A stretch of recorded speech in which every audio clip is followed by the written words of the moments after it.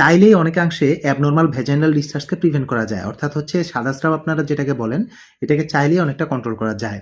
এটার জন্য আপনাদের যে মেজারটা নিতে হবে সেটা হচ্ছে হাইজিনটা মেনটেন করতে হবে আপনাদের। হাইজিন মেনটেন কিভাবে করবেন আজকে সেটাই সহজ করে বলব। নাম্বার 1, আপনি অবশ্যই কোনো টাইট কাপড় পরবেন না।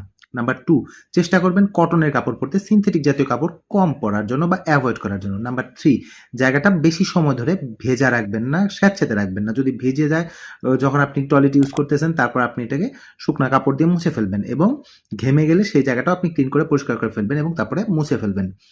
আরেকটা যেটা সবচেয়ে গুরুত্বপূর্ণ, ইদানিং দেখবেন বিভিন্ন পেজ থেকে অনেক রকম প্রোডাক্ট ইউজ করতে বলে এইসব স্পর্শকাতর এলাকার জন্য। আপনারা অনেক মহিলারা এটা কিনে ইউজও করেন। এই ধরনের আননেসেসারি প্রোডাক্ট, যে প্রোডাক্টগুলো কোনো ডাক্তার প্রেসক্রাইব করে নাই, এটা আপনারা ব্যবহার করবেন না। এতে হিতের চেয়ে বিপরীত অনেক বেশি, অর্থাৎ হচ্ছে ভালোর চেয়ে ক্ষতি অনেক বেশি হয়। আশা রাখি বুঝতে পেরেছেন। এই ব্যাপারে যদি কারো কোনো প্রশ্ন থাকে অবশ্যই কমেন্ট বক্সে জানাবেন। ভালো থাকবেন সবাই।